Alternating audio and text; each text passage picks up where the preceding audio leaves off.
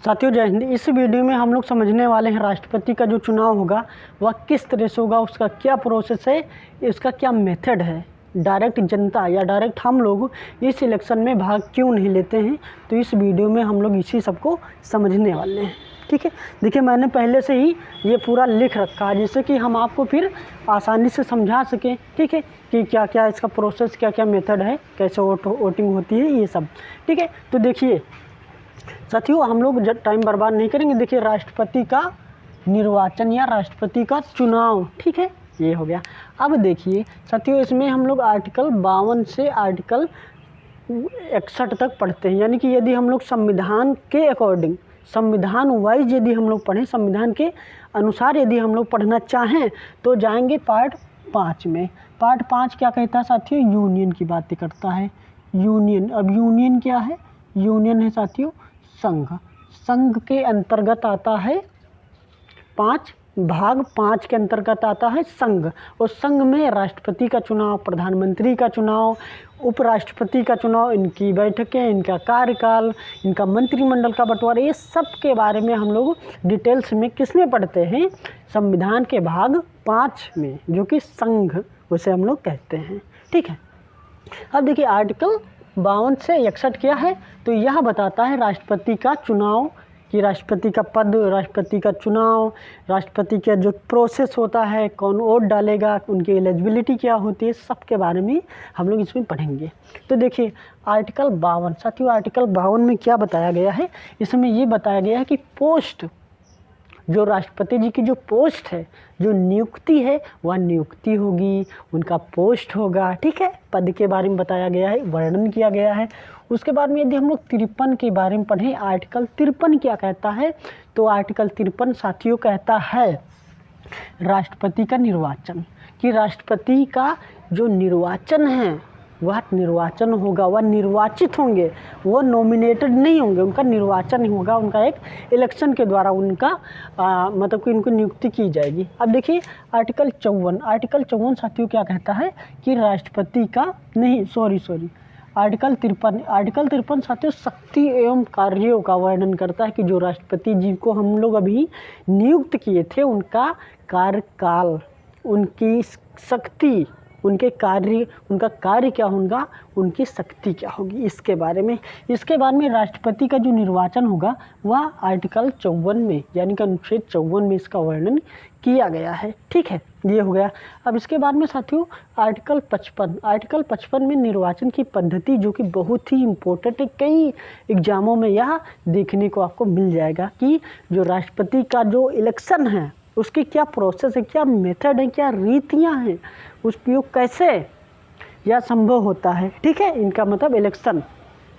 तो देखिए यदि हम लोग निर्वाचन के साथियों पद्धति के बारे में बातें करें तो इसमें एक निर्वाचन मंडल है जो वोट डालता है सभी को। देखिए डायरेक्ट जनता या हम लोग क्या वोट डालते हैं?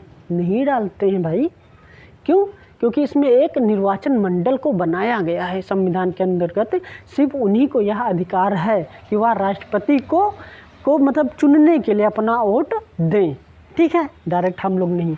तो इसमें क्या होगा साथियों कि निर्वाचन मंडल, अब निर्वाचन मंडल में कौन कौन से हैं? तो लोकसभा, राज्यसभा, यानी कि पार्लियामेंट के दोनों सदन, लोकसभा और राज्यसभा के जो निर्वाचित सदस्य हैं वह इस मतलब इलेक्शन में भाग लेते हैं। उसके साथ में विधानसभा, जो राज्यों की, जो प्रत्येक राज्य हैं, जैसे कि उत्तर प्रदेश की विधानमंडल, महाराष्ट्र की विधानमंडल, राजस्थान की विधानमंडल, मध्य प्रदेश की विधानमंडल, या जितने भी राज्य, जितने भी उनके विधानमंडल हैं, उनमें जानते हैं कि विधानसभा और विधान परिषद देखिए वह कंडीशनल होती है कि वहाँ पर विधान परिषद है या नहीं है, कहीं कहीं नहीं होती है, कहीं कहीं होती है।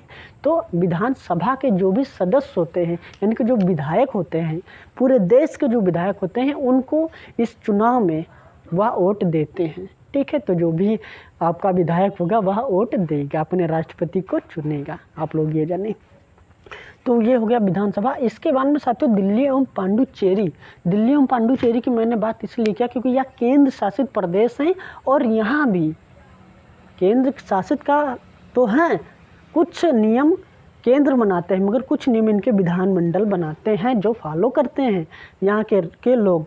तो दिल्ली कि जो विधानसभा है वहाँ के जो निर्वाचित सदस्य हैं उनको वोट डालने का अधिकार है। उसके बाद में साथियों पांडुचेरी में भी एक विधानसभा है, तो वहाँ भी जो भी सदस्य हैं निर्वाचित होकर आए हैं, विधायक बने, उनको भी इस इलेक्शन में वोट डालने का अधिकार मिलता है। ठीक है, सब लोग ये समझ गए। अब देखिए जो निर्वाचन की पद्धति है साथियों, आर्टिकल 55 यह बहुत ही इम्पोर्टेंट है, कई एग्जामों में पूछा जा चुका है। तो हम लोग समझेंगे कि जो निर्वाचन की पद्धति है, जो निर्वाचन का मेथड है वह क्या है। ठीक है, देखिए तो देखिए निर्वाचन की जो पद्धति है वह 3 तरह की है। कितनी? 3 तरह की साथियों। नंबर एक में साथियों समान अनुपातिक प्रतिनिधित्व पद्धति।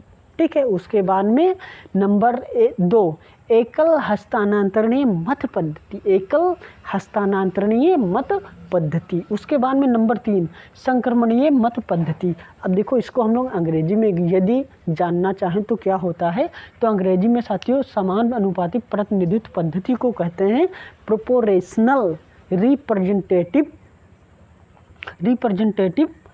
Representation method. ठीक है, रिप्रेजेंटेटिव भी आप कह सकते हैं, तो प्रोपोर्शनल रिप्रेजेंटेशन मेथड। उसके बाद में एकल हस्तांतरणीय को क्या कहेंगे कि सिंगल ट्रांसफरेबल वोट मेथड, और संक्रमणीय मत पद्धति को कहते हैं vote method, transferable vote method. ठीक है, अब हम लोग समझेंगे कि समान क्या है, एकल क्या है, संक्रमणीय क्या है, इन सबको हम लोग समझेंगे, बहुत ज़रूरी है ये सब। तो देखिए साथियों जो समान अनुपातिक प्रतिनिधित्व पद्धति है, तो उसमें क्या क्या कहा गया है कि जो विधानसभाएं हैं, जो लोकसभा हैं, जो राज्यसभा हैं, तो उनके अब देखिए जो सांसद हैं वह विधायकों से कई ज़्यादा पावरफुल होते हैं, उनकी पहुंच केंद्र तक होती है। जो विधायक होते हैं उनकी पहुंच सिर्फ राज्यों तक होती है। तो केंद्र से में आगे होगा, या मतलब कि सांसद को बहुत पावर है, तो क्या वो उनकी वोट क्या ज़्यादा है? क्या विधायकों का मतलब पावर कम है तो क्या उनकी वोट कम है? नहीं, सबका सेम है। तो इसीलिए क्या कहा गया है भैया, समान अनुपात यानी कि इक्वल रेशियो के अंतर्गत इस चुनाव को कंडक्ट कराया जाता है। ठीक है, तो हो गया समान। इसके बाद में एकल यानी कि सिंगल ट्रांसफरेबल, सिर्फ सिंगल ट्रांसफरेबल वोट मेथड। इसमें क्या बताया गया कि जैसे कोई सांसद है या विधायक है, वह वोट देने गया और वहाँ पर 3 बटन हुए हैं, तीन बटन है। ठीक है, एक बटन नोटा का भी है इसमें। ठीक है, तो 3 बटन में से यदि गलती से उसने नोटा का दबा दिया, ठीक है, ऐसे दबा दिया, या देना चाहता है इसने इनको मगर वो गलती से इनको दबा दिया, तो क्या हुआ कि भैया ये इसमें प्रोसेस नहीं है कि अरे कोई बात नहीं, एक बार हमने इसको दबा दिया है तो अब हम इसको दबाते हैं, सॉरी कह देते हैं और इसको दबा देते हैं। ठीक है, या बैक कर लेते हैं। तो इसमें ऐसा कोई प्रावधान नहीं कि आप बैक कर लें। यदि आपने नोटा को दबाया तो वह नोटा को जाएगा, इनवैलिड होगा आपका वोट। यदि आपने अपोजिट को दिया है या जो जिसका आप समर्थन करना चाहते हैं, यदि आप उनको दिया तो ठीक है, यदि अपोजिट को दे दिया, अपोजिशन को दे दिया, तो उन्हीं को जाएगा। आप फिर से इसको दोबारा वोट नहीं दे सकते हैं, सिर्फ एक ही बार वोट दे सकते हैं। तो इसीलिए से सिंगल ट्रांसफरेबल वोट मेथड कहा गया, यानी कि एकल हस्तांतरणीय मत पद्धति। ठीक है, इसके बाद में साथियों यदि हम लोग पढ़ें नंबर 3 में संक्रमणीय मत पद्धति कहा गया है कि ट्रांसफरेबल वोट मेथड। ठीक है, ये भी कुछ ऐसा ही है इनके जैसा। तो और देखिए अब हम लोगों ने ये सब समझ लिया ना कि इनके निर्वाचन की पद्धति क्या है, क्या प्रोसेस है, क्या मेथड है। इसके बाद में साथियों हम लोग आर्टिकल 56 को देखेंगे। देखिए आर्टिकल 56 में क्या कहा गया है कि जो राष्ट्रपति को अभी तक हम लोगों ने निर्वाचित किया, वोट डालना उनके लिए, अब उनको बना दिया है। ठीक है, वो बन गए, ठीक है, चुनाव जीत गए हैं, तो उनकी पद की जो अवधि है, जो कार्यकाल है, वो कितने समय तक होगा। तो उसमें बताया गया साथियों कि वह 5 साल तक अपने पद पर कार्य करेंगे as a president of India. ठीक है, इसके बाद में साथियों अब बात करेंगे कि हम लोग जब हो गए हैं, जब चुनाव जीत गए हैं, तो जो शपथ ग्रहण है, तो वहाँ शपथ कौन करवाता है? तो शपथ कौन करवाता है राष्ट्रपति जी को? तो वह शपथ दिलवाते हैं साथियों CJI, यानी कि CJI कौन है? चीफ जस्टिस ऑफ इंडिया, यानी कि जो सुप्रीम कोर्ट के मुख्य न्यायाधीश होते हैं, वह राष्ट्रपति जी को शपथ दिलवाते हैं। कहते हैं कि मैं तो वो राष्ट्रपति जी कहते हैं मैं संविधान की शपथ लेता हूँ कि मैं अपने कर्तव्यों का निर्वहन भली भांति अच्छे से करूँगा, संवैधानिक तरीके से करूँगा, ऐसे कुछ वो शपथ लेते हैं, आप लोगों ने देखा होगा। ठीक है, तो इस तरह से उनका शपथ ग्रहण होता है। यदि मान लीजिए कि उनको त्यागपत्र देना है, 5 साल के अंदर ही उनको त्यागपत्र देना है, अपने पद से हटना है, या किसी कारणवश मान लीजिए कि जो राष्ट्रपति जी हैं उन्हें कुछ हो गया, ठीक है, तो यदि फिर क्या मतलब क्या होगा उस स्थिति में, क्या होगा, तो जो त्यागपत्र है अपना 5 साल से पहले ही त्यागपत्र जो होगा, तो वह वाइस प्रेसिडेंट यानी कि उपराष्ट्रपति जी को यह अपना त्यागपत्र दे सकते हैं और अपने पद से मुक्ति पा सकते हैं इस तरह से। ठीक है, उसके बाद में साथियों हम लोग आर्टिकल 57 पढ़ेंगे। देखिए आर्टिकल 57 क्या है, तो इसमें बताया गया है कि पुनर्निर्वाचन। अब पुनर्निर्वाचन क्या है, तो यानी कि रीइलेक्शन यानी कि पुनः निर्वाचित कौन हो सकता है। तो देखिए अपने देश में ऐसा कुछ भी नहीं है कि कोई सिर्फ एक ही बार लड़ सकता है या 2 ही बार राष्ट्रपति बन सकता, नहीं, वह उनके जो पार्टी है उस पर डिपेंड करता है और उस व्यक्ति पर डिपेंड करता है। ठीक है, यदि वह चाहे तो ताउम्र भी राष्ट्रपति भारत का बन सकता है, रह सकता है, मतलब कोई लिमिट नहीं कि एक बार 2 बार नहीं, जितनी बार आपकी पार्टी चाहे, आप चाहें, अगर आपको चुनाव में वो उतार रहे हैं, आप चुनाव लड़ रहे हैं, जीत रहे हैं, बनिए, कोई समस्या नहीं भाई, कोई समस्या नहीं।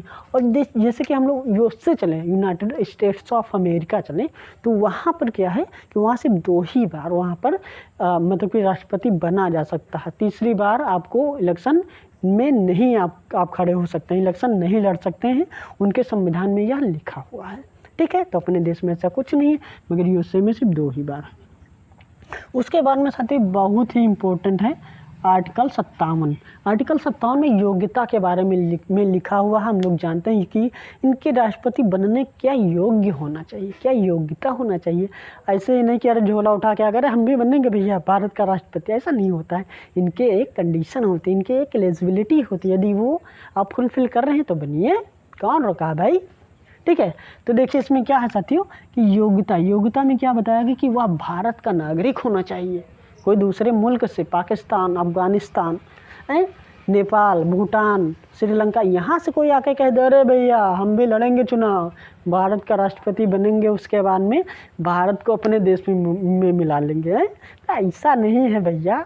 अपने देश का होना चाहिए, पड़ोसी नहीं चलेगा, अपना पेवर इंडियन होना चाहिए, शुद्ध देशी होना चाहिए। ठीक है, वही इलेक्शन लड़ सकता है और भारत का राष्ट्रपति बन सकता है। ठीक है, उसके बाद में साथियों बताया गया नंबर 2, 35 वर्ष की आयु, एज, 35 वर्ष की वह उम्र, ये वह एज को पार कर चुका हो, प्राप्त कर चुका हो। ठीक है, उसके बाद में लाभ के पद पर वह ना हो। तो लाभ का पद क्या है, तो देखिए जो गवर्नमेंट जॉब है, जो सरकारी नौकरियां साथियों, इनको ही लाभ का पद कहा गया है। तो यार बहुत सारे लोग जानते हैं कि अपने देश में कितना बेरोजगारी है, बहुत कम ही लोगों के पास सरकारी नौकरी होती है। ठीक है, तो यदि कोई सरकारी नौकर वाला है, अगर वो भी लड़ना चाहता है तो उसको पहले अपने पद से त्यागपत्र देना पड़ेगा, रिजाइन करना पड़ेगा, तभी वह राष्ट्रपति के लिए चुनाव लड़ सकता, अदरवाइज वो नहीं लड़ सकता। या कोई भी राजनीतिक, कोई भी या संवैधानिक कोई भी यदि वह पद चाहता है तो वह उसे लाभ का पद छोड़ना ही पड़ेगा। सभी में लागू होता है, या विधायक हो, एमएलए हो, एमपी हो, कुछ भी हो। ठीक है, उसके बयान में साथियों हम लोग नंबर 4 पढ़ेंगे, वह लोकसभा का सदस्य बनने के योग्य हो। तो देखिए यार लोकसभा का सदस्य बनने के योग्य तो सभी लोग होते ही हैं, कोई चोरी डकैती ना किया हो, कोई FIR ना हो, शुद्ध साफ सुथरा हो, पढ़ा लिखा हो थोड़ा, बस हो गया। और क्या करना है यार, कुछ नहीं। इसके बाद में देखिए ये सबसे बड़ी बात है कि 50 अप्रूवल और 50 प्रपोजर। देखिए जब राष्ट्रपति जी का जब चुनाव होता है ना, तो चुनाव से पहले जो कैंडिडेट खड़े होते हैं, ठीक है, तो वह अपना नॉमिनेशन कराने जाते हैं, नामांकन कराने जाते हैं, किसके पास, जो मतलब कि जो चुनाव आयोग होता है, इलेक्शन कमीशन के सामने वह जाते हैं नॉमिनेशन कराने के, भैया आप हमारा नाम लिख लीजिए, हम भी लड़ेंगे चुनाव। ठीक है, तो इलेक्शन कमीशन कहता है ठीक है हम आपका नाम तो लिख लेंगे, खड़े होइए, हमें कोई एतराज़ नहीं, मगर आप अप्रूवल और अप्रूवल और प्रपोजर के लिए आप 50 विधायक या 50 MP यानी कि सांसद मेंबर ऑफ पार्लियामेंट, सांसद और विधायकों को लेकर आए हमारे सामने, उनका हस्ताक्षर चाहिए हमें, ठीक है, तभी आपका हम नॉमिनेशन करेंगे, अदरवाइज नॉमिनेशन नहीं होगा आपका, ठीक है। तो 50 विधायक या सांसद, उसके बाद में 50 विधायक या सांसद, यानी कि 100 विधायक और सांसद आपके पास होना चाहिए, तो आप जाएं नामांकन कराने, अदरवाइज फिर क्या जूते मार के भगाएगा कौन, इलेक्शन कमीशन, ठीक है। तो ऐसे आप मत चले जाना, ठीक है, ये सब अगर हैं तभी जाना, वरना क्या यार, बच्चों का खेल हो जाएगा ना, सभी लोग दौड़ते चले जाएंगे, भीड़ हो जाएगी, अरे आ रहे हैं हम भी आ रहे हैं भैया, ऐसा नहीं होगा। तो इसलिए भीड़ ना हो, इसलिए ऐसा किया गया है। उसके बाद में देखो 15,000 जमानत राशि भी जमा कराई जाती है जो कैंडिडेट होते हैं, ठीक है, 15,000 जमानत राशि बहुत ज़्यादा नहीं हुई ना, आप लोग जानते हैं। इसके बाद में देखिए, यदि हम लोग बात ही कर लें प्रेजेंट टाइम में, तो एनडीए से जो द्रौपदी मुर्मू जी हैं, या प्रथम भारतीय आदिवासी महिला हैं जो राष्ट्रपति बनने जा रही हैं, जो कैंडिडेट हैं, और बीजेपी से हैं, तो पक्का कंफर्म 200% मान लीजिए कि यही राष्ट्रपति बनेंगी। तो राष्ट्रपति जी को हम पहले से ही आदर सम्मान करते हैं, और इनका हम नाम आप लोगों को बता रहे हैं कि भैया आप नाम याद कर लीजिए, 5 साल तक यही नाम काम आएगा आप लोगों का, ठीक है। द्रौपदी मुर्मू जी भारत की राष्ट्रपति हैं, बन गई हैं, समझ गए। देखिए अपोजिशन के हैं यशवंत सिन्हा जी, सिर्फ नाम के लिए हैं कि कोई भैया अपोजिशन में तो होना चाहिए, हैं, वरना एक ही लोग कैसे लड़ लेंगे, जो विपक्षी हो क्या करेंगे, हैं।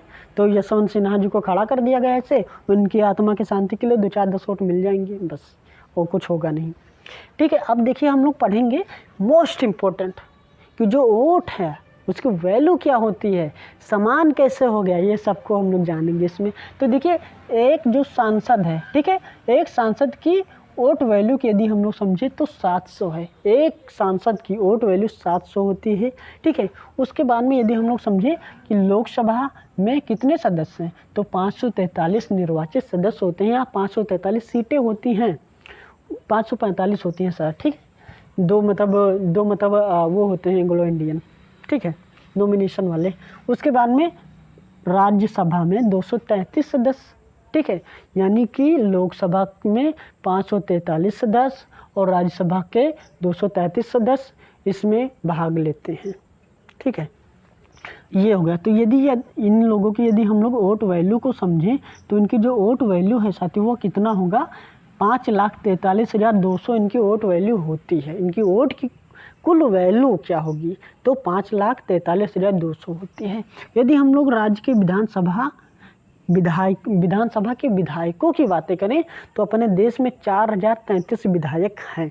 कितने, 4,033 विधायक हैं, और इन विधायकों के जो वोट वैल्यू साथियों वह है 5,43,231, यानी कि सेम, इसीलिए इसे कहा गया है समान अनुपातिक प्रतिनिधित्व पद्धति, यानी कि जो लोकसभा है, जो संसद है, जो संसद के जो सदस्य हैं, जो राज्यों के जो विधानसभाओं के सदस्य हैं, उनको वो सब समान हैं। इसमें कोई ऊंचा बड़ा, कोई ऊंच नीच नहीं, कोई बड़ा या छोटा नहीं, सब लोग समान हैं, इनकी वोट वैल्यू समान है, ठीक है। तो इसीलिए इसे समान प्रतिनिधित्व पद्धति कहा गया है। इसके बाद में साथियों यदि हम लोग इन सब की वोट की वैल्यू समझें, विधायकों की जो 4,033 विधायक इनकी वोट वैल्यू को समझें, तो ये भी सेम है, 5,43,231, यानी कि सिर्फ 31 वोटें इन लोगों से, सांसदों से इनकी ज़्यादा हैं। तो बहुत छोटी सी बात है यार, कि कहाँ 4,033 और कहाँ लगभग 750 नहीं 800 मान लीजिए, लगभग 780-83 जितनी भी होंगे। तो यहाँ देखिए कहाँ 4,000 और कहाँ 700, तो बहुत ज़्यादा ज़मीन और आसमान का अंतर है, मगर इनकी जो वोट वैल्यू वो समान है, इसलिए इसे समान अनुपातिक प्रतिनिधित्व पद्धति कहा गया है, ठीक है। यदि अब हम लोग समझे कि जो 5,43,231 है और जो 5,43,200 है, इन सब के वोटों को यदि हम लोग इकट्ठा करें, प्लस करें, तो वह साथियों आता है 10,86,231, जो कि बहुत ही इम्पोर्टेंट है। देखिए जो राष्ट्रपति का जो चुनाव होता है, इसमें 10,86,231 वोटें ही डाली जाती हैं, इससे ज़्यादा वोटें नहीं होती हैं। इतनी ही वोटों पर अब राष्ट्रपति चुन लिया जाता है, ठीक है। तो आप लोग, आई होप कि आप लोग ये सब समझ गए होंगे मेरे सुंदर सुंदर राइटिंग में। ठीक है, तो ये वीडियो आप लोगों को कैसा लगा, कुछ समझ में आया कि नहीं, आप लोग हमें कमेंट सेक्शन में लिख के बताएं। मिलते हैं नेक्स्ट वीडियो में, तब तक के लिए जय हिंद।